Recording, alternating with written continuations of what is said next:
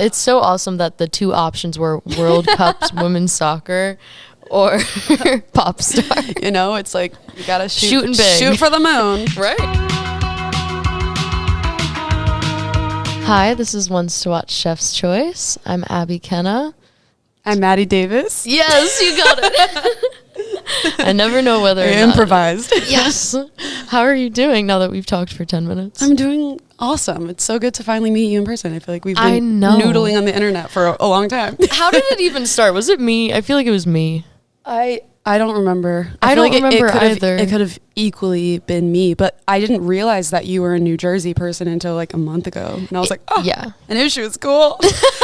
The New Jersey bond goes so deep, right? too. Like, yeah. I don't know how to describe to people that when I find out you're from the East Coast, I'm like, okay, well, that's it then. Yeah, especially Jersey. It's like you don't realize how connected you are to someone, and then they're like, oh, I'm from Yes. Jersey. I'm like, oh my God. So you know everyone we have that so I much know. to talk about.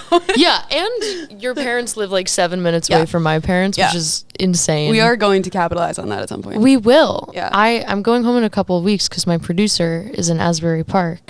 Well, like my current producer. Yeah. But I'm like, we need to do something, a show. I'm so down. My mom, every single time I'm home, she's like, when are you going to play Asbury? Like, let's figure it out. I know. Let's do it. I'm like, okay. I don't really, like, I don't know We'll how make it to do happen. that. So Did true. you ever play in like that area growing up? I played a lot, like near where I grew up. So like North Jersey? Yeah, kind of like in like Garwood. I used to play this venue called Crossroads a lot. Okay. And then I moved to New York and lived there for a bit. So then a Oh. lot of my shows that were like my first sort of like coming of age, like actual solo show moments were in New York. So Yeah. I feel like I haven't tapped into the New Jersey scene as much as I want. I had like a lot of piano recitals there. Oh, okay. So like I think I'm good on that way. Okay, but- Slay. yeah, I haven't done like a ton of band shows or really anything. So Yeah. it's due time that I do It's on. due time. And Crossroads is not the thrift store. That is a different venue. It's a different one. This one's like in Garwood. It's really cute. It's like a really cool venue. It's like I played in a lot of random places growing up, but that was like a really solid one. Solid. And then that was actually the last show that I played in New Jersey was there, and it was Whoa. like 2019. It was so long ago. So okay. yeah, And then wait, it's when did you time. move to New York? So I graduated from high school in 2018, Yeah. and then I moved to New York in December of 2018. Okay. I didn't want to go to college at first, so I like took some time off, and then I moved to New York in that December. Yeah. And I just like worked at a little record label, and it was that's so fun. It was a weird time in my life, like very Yeah. weird. All my friends like had just went to college, and I was just home in New York, like commuting via subway to work. and, Oh, wow, and then just like yeah. making it happen. And then I was like playing a ton of shows there, and then I ended up getting into USC. And I was like, all right, I guess I'm doing it. Guess I'll do Yeah, that. moving to LA. And then I ended up going to LA. We were just talking about this in January of 2020. So this is like Good timing. great timing, fabulous. Yeah. It was awesome. Did you stay in LA throughout the pandemic? I went home in March, so it was like my spring break, and I Yeah. went home, and I had a couple friends, but I wasn't like, oh, this is my, like, I really have my squad here. Like I What? didn't It's been 3 months. two, it was Okay. 2 months, and Yeah. I was just like, I was really happy here, but I just didn't feel super comfortable yet, and I feel like I was kind of just getting my footing. And then I went home for spring break, and then we were stuck in Jersey, so I was like in the suburbs of North Jersey. It wasn't even South Jersey yet. So Yeah. I was on Which my- are drastically different vibes. so different because surprisingly. there wasn't any beach energy, so I Yeah. was stuck in near where I grew up and like went to high schoal, and it was just the weirdest times. And then so I ended up staying from March of 2020 to August of 2020. Wow. Yeah, and then I've been in LA ever since. Okay. Yeah. And you've graduated now? Yes, I Question mark? graduated in May. Okay, so super recent. Yeah, thank you. I still think it's recent too, but Yeah. sometimes I'm like, oh my God, it's like been a few months. I keep being like, I just graduated. Like, I swear to God, I just did. No, you But now I'm you like, genuinely it's did. kind of a year ago. You did. So thank you. I had a moment the other day where I realized that it was going to be 2 years since moving to LA Wow. in September, which is still half a year Upcoming. away. Yeah, okay. Yeah. Upcoming. And I don't know why, like, when you can put like a year and however many months on it, it feels like it's okay that I haven't, taken over the world yet. So true. We But we once have to be it's 2 patient. years, I'm like, okay, well, I failed at life. Yeah, no, me too. I'm like 4 years, and what do I have to show for it? Yeah, exactly. But no, it's always a process. It's always a journey, and also college is fake. So like using that as a So true. guide for success is. I am so with you on that. Yeah. Well, how Preach. was USC though? I'm curious about that program. Yeah, it was great. It was honestly exactly like what I needed in my life. I was a music industry major, so Okay. I wasn't like a songwriting major or performance or anything. But with the industry major, you got to kind of curate your specific major to like what you wanted it to be, or at least that's how I treated it. Yeah. So I got to do a lot of songwriting classes, a lot of production classes, and I sort of just got to make it what I wanted out of it. So it ended up being really helpful. Like I got a lot of great mentors out of it.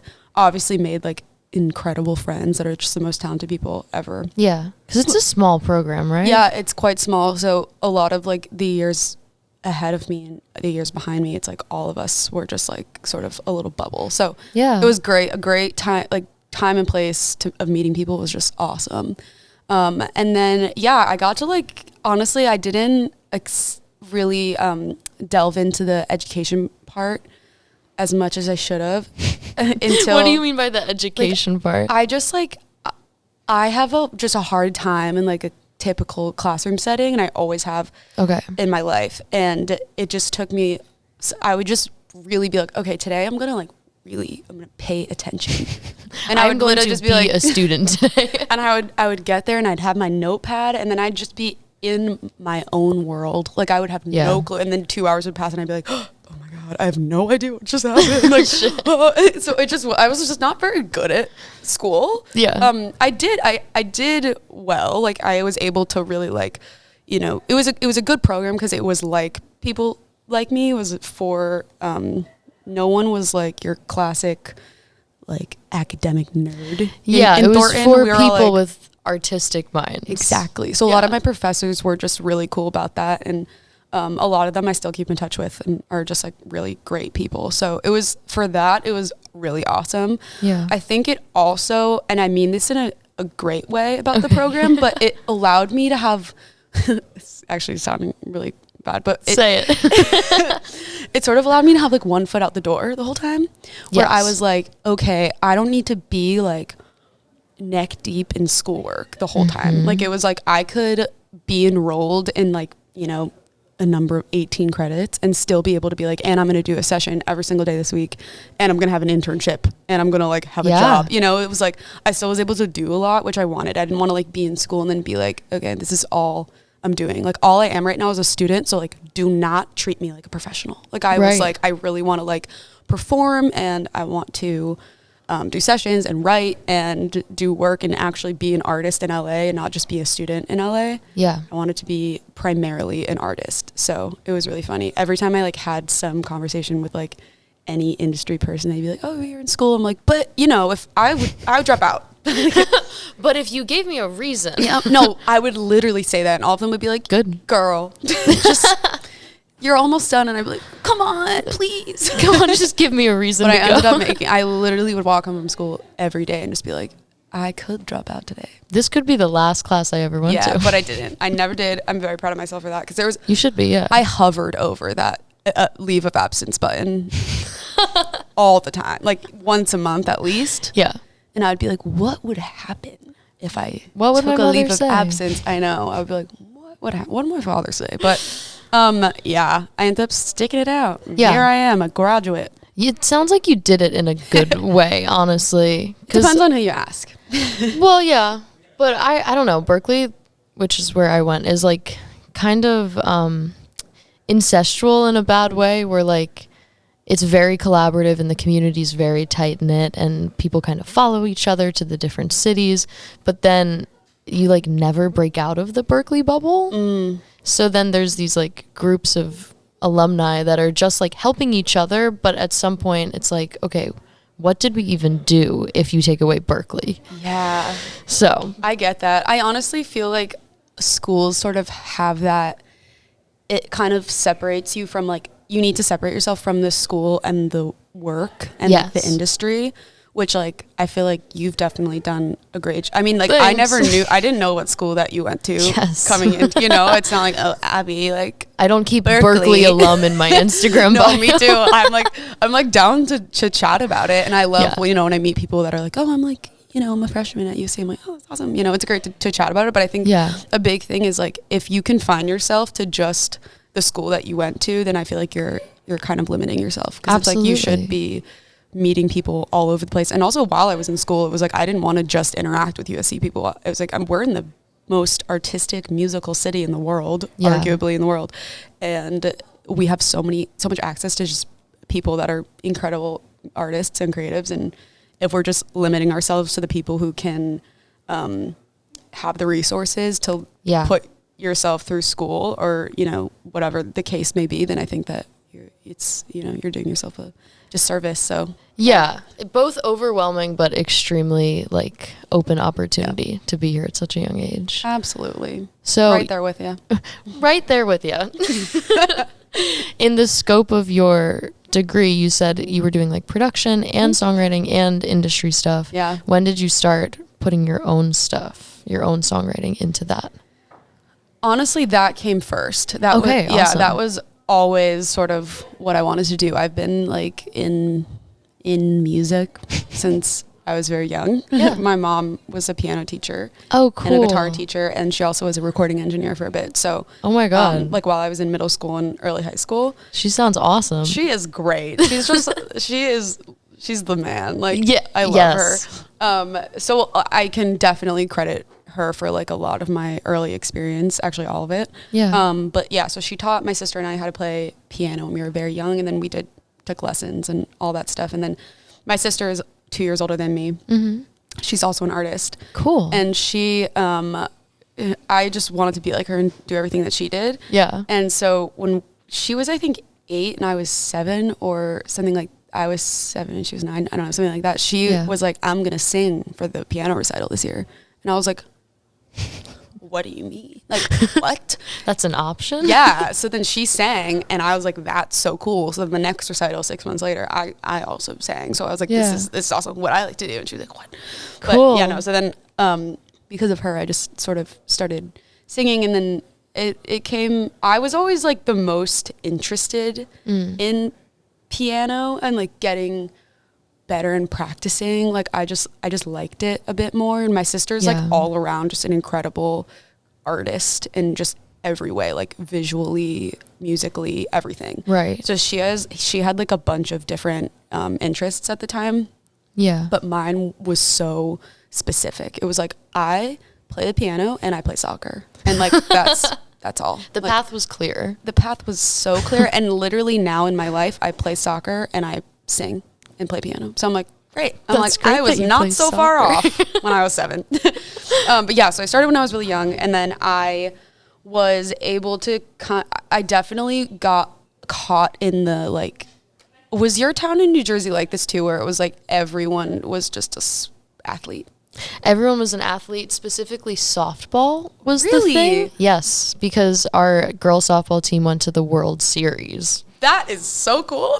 It's very cool for them, except for the fact that I'm so athletically challenged. Fair, yeah. I tried out for the track team in 7th grade, and I was the only person they didn't let on the team. No. Singular person.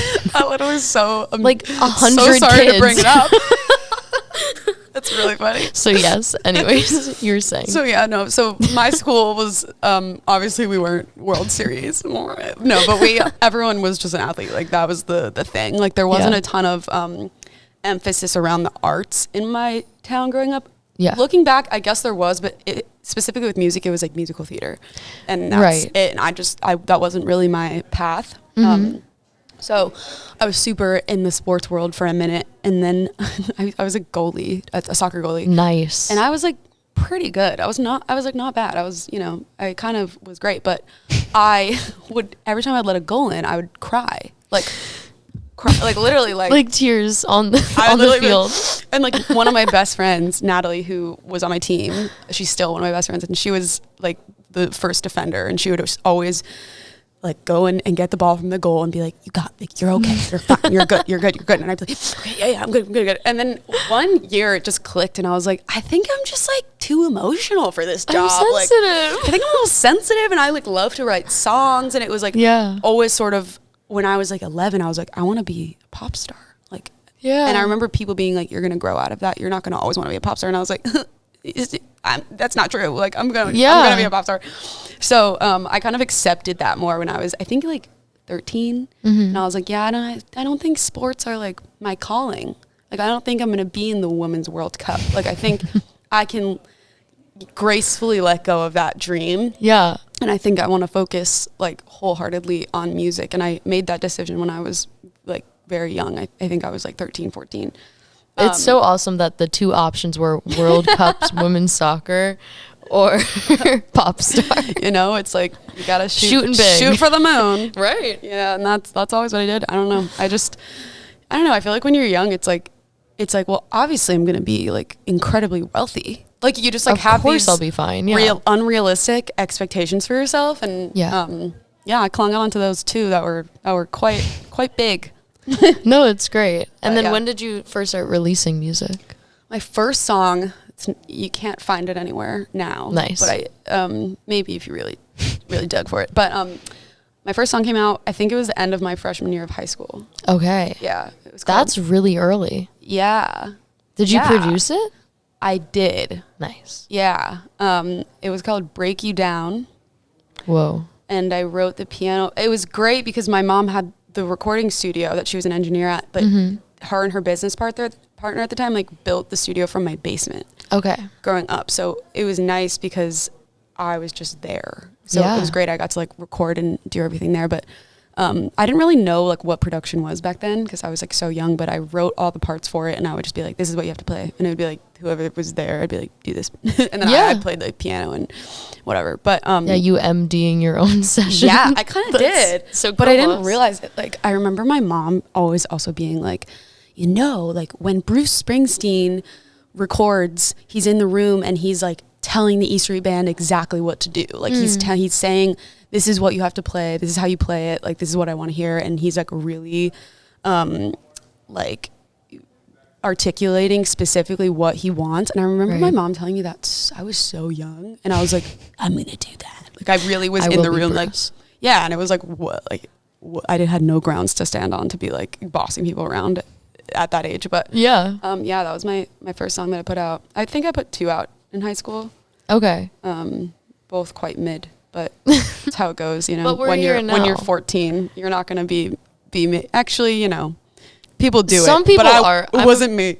I'm afraid of people that were like really good when they were younger. Like I was a horrible singer when I was really young, and I wear that with pride. That's fine. Yeah, some things I've blocked out of my mind that I did when I was that age. Yes, but hey, grown. All for confidence. Exactly. Great. I'm glad I had that.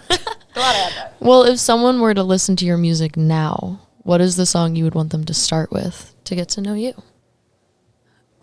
I think if I were to tell someone I'm an artist and you can listen to my music, I think the first song that I would have them listen to is my song Would You Object? Okay. Which is one of the ones that I just put out on my last EP, Would You Object for a Happier Life? Yes.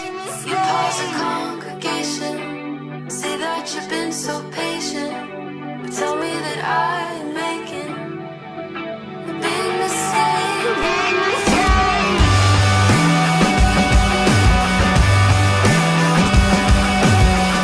And the reason I say that one, it's currently my most popular song, but I would have said that before that, and I would have said that before it was even released because I wrote that song and it was immediately like, this is my favorite song I've made. And I just feel like the way that it was written, just the production on it and the lyrics and everything just kind of encapsulates like the type of art that I make and the type of music that I make. So yeah, I'd say that one. Yeah. And it's so fun to perform. Ooh. So I would say, that one.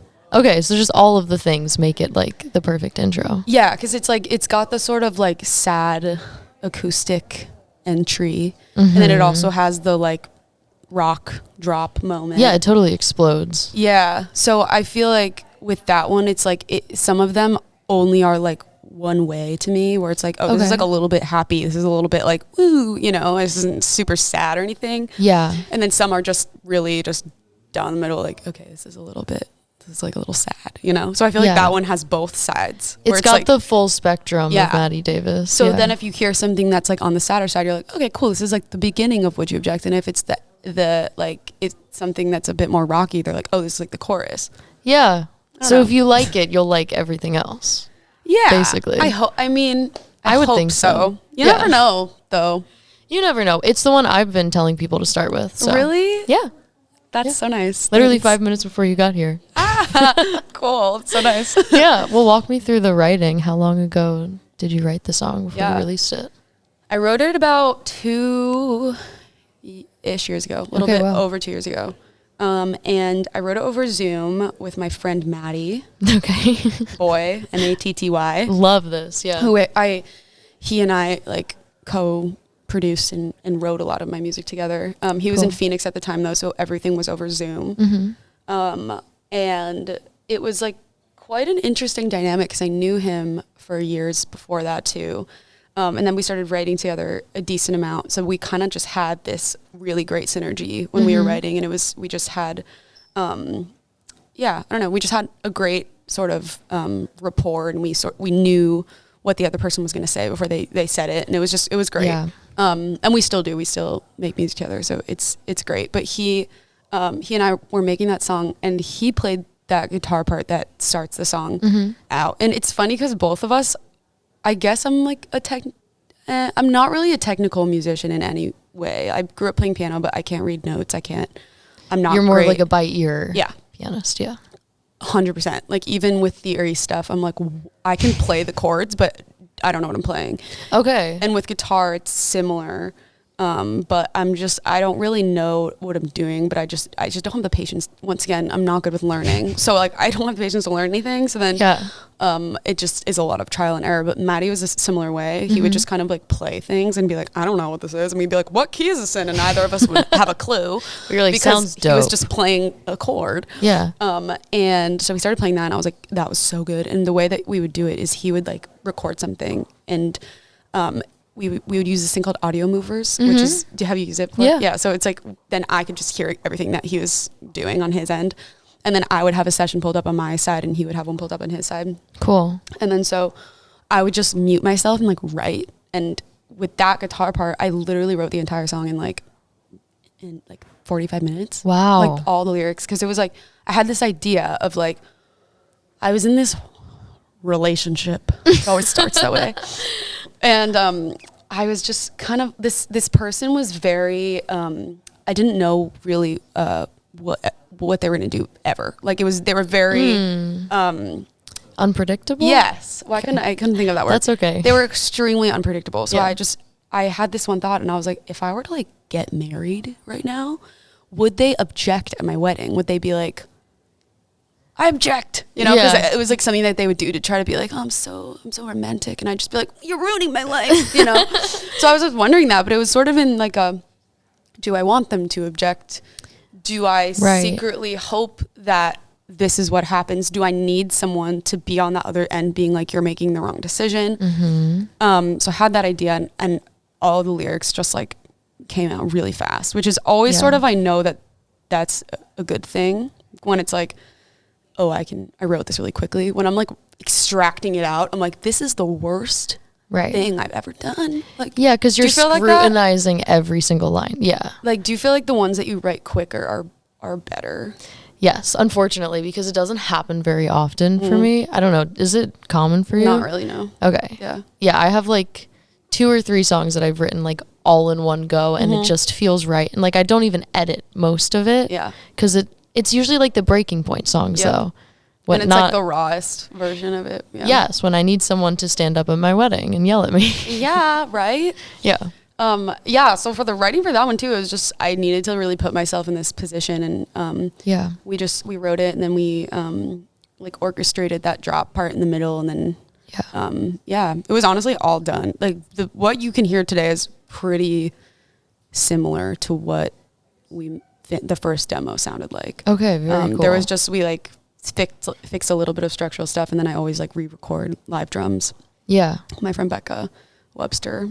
I love Becca. Becca's so good. I went on a School of Rock tour with Becca when I was 15. No way. Yeah. That is so cool. I wish I could have interacted with 15-year-old Abby and Becca. That's crazy. It was crazy. Also, her roommate, Remy, gave me this. Oh my God. Remy is so awesome too. Yeah. Becca is just moment for Becca Webster. Like a moment for Becca. We love her. She's so good. She always records drums on like most of my songs whenever she can. Yeah. And she just brings this sort of extra sauce that I always need to it. And it's like, I'm so bad with like drum coaching in a studio. I mean, like, she doesn't need it at all, so it's great. But like telling She's them like, what do you want? And Yeah. I'm like, just like play. Like, I'm like, do you play drums at all? No. Okay, no. me either. So I never know. Like, I'm just like, just hit it. Like I want it to sound like that, but like a little less of that. Yeah. And she's like, okay, cool. And then she'll just do it perfectly. And I'm like, great. I'm like, I have no notes. Like, she just always kills it. So that was sort of the process of that one. And then I also recut the vocals, and then I didn't like them, which I always do. I always like cut them during the like writing, the demo writing part. Yeah. And then I'm like, okay, I'll redo them later. And then I redo them, and I'm like, back. Yeah. Next. Because the original energy fit better. Exactly, which I ended up doing that too. So nice. Yeah, that was the process, but it took a minute because I wrote that one before Mud, my first EP, even came out. Whoa, okay. So I needed, I wrote it, Mud came out a year after Would You Object was written. I was going to ask, if Would You Object sparked the whole EP around that. But my timeline was jacked because I had the Mud EP finished, and then it just took me so long. I started working with my manager and started things were sort of changing, and I didn't want to just throw it out on DistroKid and have no plan behind it. I really wanted it to be I wanted to have a vision with it. Yeah. But while I was doing that, the EP was mastered for a year before it came out, so it was done. So obviously I was continuing to write other stuff. So pretty much that entire second EP was written before Mud even came out. Okay. So yeah, including Coding Would You Object. That was one of the first ones. Yeah. Right. And then would you say one of the songs off of Would You Object sort of represents the meat of who you are right now? Yes. Yeah? Okay. So I think that the right answer for this one right now, I right when I thought about this question, I was going back and forth between two. Okay. But I think that American Dream probably would be.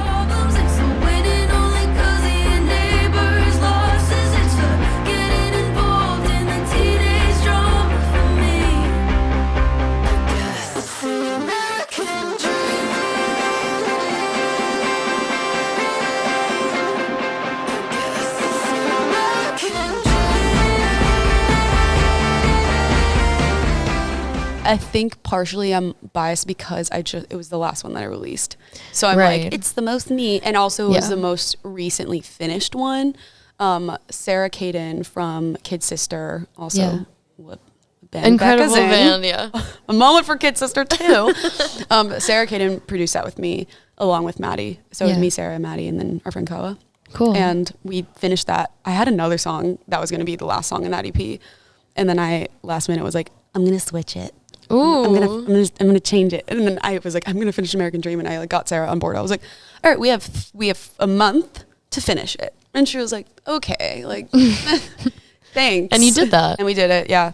And she just did such a good job and brought a side to the song that I was like, that is just oh God, her ears are something else, man. Yeah. Sarah's, she's so good. So I would say that one, the production style and the writing and even the content, what I was writing about, was very, I think, relative to the things that I'm going through right now. What were you writing about? And at that point, I was writing about the flaws of the American dream and just the country in which we live. I just felt especially in the town that I grew up in, it was very. I just feel a lot of people had blinders on in terms of like things that were going on in the world. And it was definitely, I feel like because I lived there, so did I. And I didn't have a ton of experience. And I don't know. I didn't realize a lot of things were going on in the world while I was young.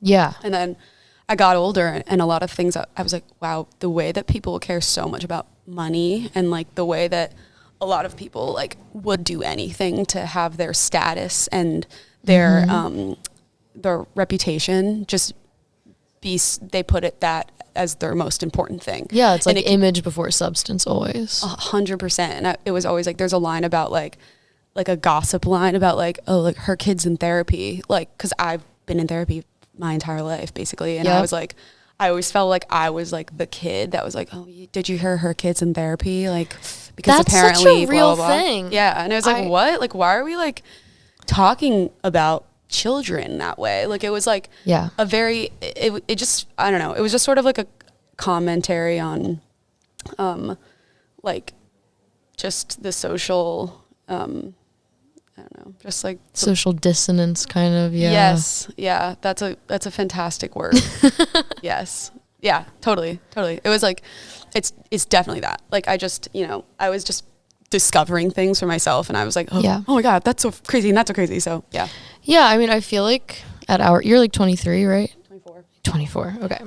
At our age, it's like you get sent out to college in these new big cities, and you're kind of slapped in the face with all of the changes. And at first I just was like trying to take it all at face value and like figure it out. But now I'm at the point where I can kind of process it and be like, okay, here's why I feel the way I do and why I was such a bitch about these things when I was 17, because I didn't know why nobody else understood it. So like, true. Yeah. The whole like no one understands me when you're 17 thing is so real. I was so in that boat. Yeah, like kind of working through my like Tumblr phase trauma. Like, so true. Like, why did I feel so emo? Because everyone was playing softball. Yep. They had different priorities. I wish we were friends then. I know. That would have been so cool. That would have been, we could have met in the middle of Westfield and Hamilton. Been like, hey. Yeah, where is that? Or what's the name of your town? Robbinsville. But it's near Hamilton? Yes. Yeah. Robbinsville and Westfield. Yeah. So that's so similar Jersey. Vibes, honestly. And we could have met in the middle and been like, hey, what are you dealing with this week? Yeah. We seemed equal angst levels. I think we were. Were you a My Chemical Romance fan growing up? Oh, yeah. Nice. Oh, yeah. Me too. For sure. Absolutely. Shit. That's unfortunate and good. Well, I'm curious what some of the sonic influences are for the EP as well. Like, what were you listening to when you were writing it? That's a good question. I think that a lot of it, so I've been a big Killers fan. Ooh. My whole life. Good. It was my first show I ever went to at PNC. Oh my God. Bank Arts Center in Homedale. Wow. Yeah. It was my first show ever. So it was like literally like I was 7, and I was just, my mom took me with my sister, and I was blown away. Yeah. I was like, that is just the craziest thing ever. Like, I just remember watching it just being like, that is so insane. Yeah. Your life was altered in that moment. Yeah. And I just think like the rock influences by the Killers, I don't know, I think it's like I just was always very inspired by it, and just by Brandon Flowers' lyricism and just the way that he's able to articulate things and like tell stories. I think I was always very inspired by that, and I always wanted to be a storyteller. Like in my writing, I didn't want to just like say things like I'm in love, or like I'm so sad. Like I wanted to like really tell stories. So it's like this is like an image you're creating, and I think with each song on that project, that was the goal. It was like with Would You Object, it's like we talked about that already. It's like a wedding. Like I want people to see the wedding and be like, you do, yeah. What do you like? You're walking down the aisle and like you see them in the crowd and you're like, oh God, what's about to happen? Yeah, like there's so many other ways you could have told that story, but it's like show not tell. Which is like I really do try to do, and it's like I really go back to my 8th grade English roots. I'm like, oh my God, like well, I need to show this, not tell this. So, and then with Happy Life, it was the same sort of thing where it was like I really wanted to like tell the story of like your relationship with 2 different people, and then with Shoes, it's about my little brother. It's like I really wanted to explain like what it feels like to be an older sibling, and like how that feels like watching your sibling and seeing how like incredible of a person they're becoming, and just being like, like kind of being like, I did good there, but also being like, it wasn't I didn't do anything. Right. And so it's like kind of telling, I like to use a lot of names, and I like to use a lot of like personal stories, because I used to write music before. I think I was probably like just in high school and whatever. I used to be like, what's digestible? What would people understand? And I would just dumb down everything that I would say. I would just be like, yeah, this is so relatable. Like everyone would get this. Right. But then it just loses so much of the character. So then when I dropped that whole thing and I was like, it doesn't matter if it's digestible. Like I'm just going to say what I'm feeling. Then that ended up making a lot more of an impact on people, and it seemed like it just it does, yeah. People just like understood it more and was like, oh, I actually really understand that. Like I have that person that when I get married, I wonder if they're going to be there. You know, it's like we all sort of have these specific relationships in our life that we're like, this is so niche, but like it's not. We're all humans. We all have similar experiences with things, and so I this EP was specifically like the human experience, and it's like how like relationships grow and mature and change, and how it could be with relationships with people, with friends, with family, with the town that you grew up in. It could be anything. Yeah. So yeah, that was the big inspiration. It feels so much more personal to hear those specific details from people. I don't know. Do you know the artist Joe P? Yes. Another Jersey guy. Okay, yeah. I have to think about it for a second. Yes, I do. Love him. If you haven't listened to his music lately, oh my God, so good. But I talked to him a while ago, and he was explaining like kind of the same thing, how it feels so weird how people relate to such like intimate details about your life, right. like blonde hair being mentioned in a song, or like a Honda Accord. And he's like, the instinct was to not use such specifics to make it digestible and universal. But people hear that and they're like, well, it's not a Honda Accord, but my friend has a Chevy Silverado, and that's basically the same thing. Yeah, and it's like I had the same experience, just a different vehicle. Exactly. It just makes you feel so much more human. And listening to the EP, you can totally feel how, like, I don't know, these are real stories that you're telling. It's not just like a pop song that is, I don't know, easily accessible. Thank you. That's definitely like something I tried to convey. Or it's not even like I tried to do it. It's like I just was being honest about stuff. And it's like some of the stuff I'm like, am I going to say this right now? Like, am I about to like, I don't know, being a songwriter is so vulnerable. It's like we're literally like writing in our diary and then putting it on Spotify. Yeah, we're like, and how can I market that? Yeah, right? And it's like, how can I stand in front of a camera and make people watch this on TikTok? And it's like the most vulnerable parts of yourself. And that is so crazy and not talked about enough. Like, it's just like, oh, yeah, I know. It's like, oh, well, you chose this. I know I did. I chose it, but I was 11. I'm leave sorry. me alone. And then the person you wrote the song about sees it, and you have to deal with that. I always think about that, too. I'm like, are they going to see it? I'm like, yes. Are they going to listen? Yes, they will. The best, have you ever dated another songwriter? Yes, I have. The best is when you get in a TikTok war. Oh, I've actually never done that. Oh, well, you should try it sometime. It's awful. Wait, like a TikTok war of like, this is my song that I wrote about you and you're promoting your song about me. Yeah. Oh my God, I would combust. Isn't that awesome? I feel like it's only my end doing it. Well, I was like trying really hard to not like subtweet this person, and then I saw that they put one that was like so explicitly about me. And I was like, okay, well, you're like, two can play this game. Yeah, you started it actually. That is, oh my God, I feel like I have to, that's a bucket list item as an artist. Next up, once you try TikTok it, you'll never do it again. Okay, so we've been through our appetizer, our entree, and I want to know if you have a little cherry on top tune, like a favorite of yours, or sometimes people even do like a cover that they like to play at live shows. Yeah. Okay, I'm going to do this one. It was off my first EP. Okay.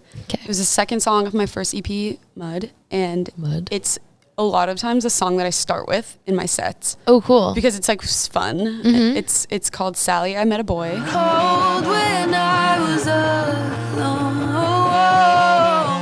Sally, I met a boy and he says he really loves me. When we meet him, I hope you see what I see.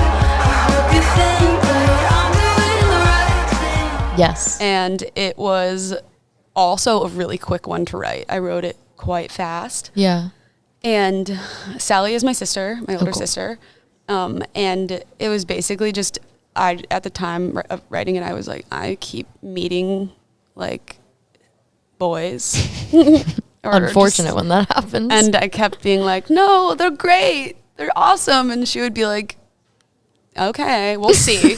And I felt like I was always having to call her, and she lives in New York, and I was in LA, so it was always like me calling her and being like, no, I met a great person. Yeah. Like you're gonna like them, like whatever. And I was in like a shower, and I was like, I had the like, Sally, I met a boy, and I was like, yeah, oh my God. And then so I like voice memoed it like while I was in the shower. Love and then that. I got it out and I like made the whole song, and then yeah, I still like it. I don't know, a lot of my songs I'm like, oh God, I'm not playing that live, like don't make me play that live, you know. But that one has always just like, it's really fun, and it's like all my friends' favorites. I think so. It's like, I don't know, it's just like a fun, it feels like the cherry on top song where it's like, this is the first, I'm gonna walk out to this song, we're gonna have so much fun playing it, like people are gonna like bounce around to it. It's like super fun, it's like very light. And it's like it's a fun one. It ends on a light note. Yeah, it totally does. It's like not sad, it's like I'm making fun of myself the whole time, right? Which is but not in like a self-deprecating, like depressing way either. Yeah, this was like, I just pick the wrong ones, you know. I'm just actually the worst, and I'll do it again. And I will be doing it again. So I think that is the first song that I heard of yours, and I'm remembering now where it all started. Actually, really? Yeah, one of my friends, he plays in a band called Freak. Okay, it's like an artist project. It's like new metal emo. We were having a little wine night, and he had found Sally, I Met a Boy. No way. And he showed it to me, and I was like, oh, down. Whoa, wait, that's so crazy. I'm glad I chose that one then. Yeah. That's our origin story. Full circle. That's awesome. Yeah, I love it. Thank you. Well, I have a couple of closing questions. Yes. My first one, it's really serious. If your music was a candle, what scent would it be? Oh my God. Okay. I know exactly the one. Okay, so I just have to describe it because it has no name. That's fine. Maybe it does.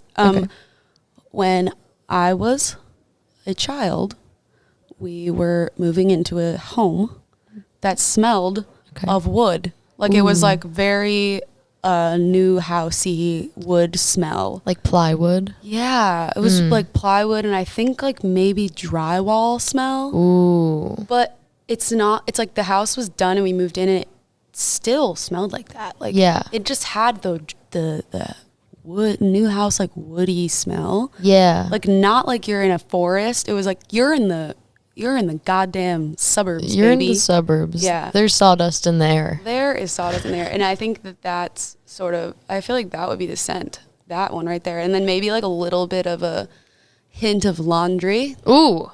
You know? Yeah. So it's like, oh, we're home. You know, you walk in the door. I love this, and I think that actually really fits. Thank you. Yeah. Not in like, oh, my music is home way, but it was just like, I don't know, for me, I'm like always referencing my family and like the place that I grew up and the people that I met along the way and blah, blah, blah, blah. And I just feel like a lot of it just exists in the home. Yeah, it's a very like domestic sort of smell. Totally. Yeah. Whether you're rejecting that domesticity.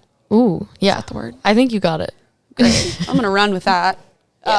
Whether it's you're rejecting it or you're being like, okay, this is a comforting, whatever you're taking it as is like cool. So yeah.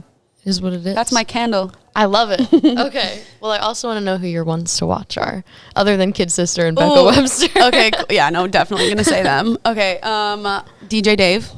Love. That's my big sister. She's just an icon. Wait, that's like your actual sister? Yeah. Oh my God. That's Sally. That's Sally. Love this. Yeah, she's incredible. She's an electronic artist and she just rocks. Cool. Okay, I've been listening a lot to, do you know the band Ben Stellar? I think I have one song of theirs on my playlist. They're really awesome. They're like a New York band. And they're just really, really cool. What should I start with?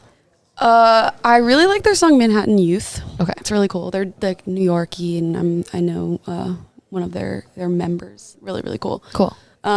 Let's see. And then honestly, like a lot of my I've just been listening to a lot of my friends lately. That's Ellie sweet. Williams is just an icon. I just saw so good. Ellie play the other day. She is so good. Like I just am such a big fan of hers. Like cool. And then I think Do you need more? No, that's I'm that's I could great. literally go on forever. No, that's awesome. Stop myself. No, perfect. Beautiful. Oh, thank you so much for being here. Of course, thank you so much for having me. I'm so excited for our New Jersey live show debut. No, we're gonna do it. We're gonna do it. Yeah. It's gonna happen. It's gonna happen. Okay. 100%. Beautiful. Well, Thanks, once again, this is Chef's Choice. I'm Abby Kenna with Maddy Davis. That was a very news anchor sign off. That's not how it usually goes. Hello. Listen to Would You Object? And Would You Object for It's to a Happier Life? For a Happier Life. For Would You Object for a Happier Life? On Spotify. Thanks. Thank you.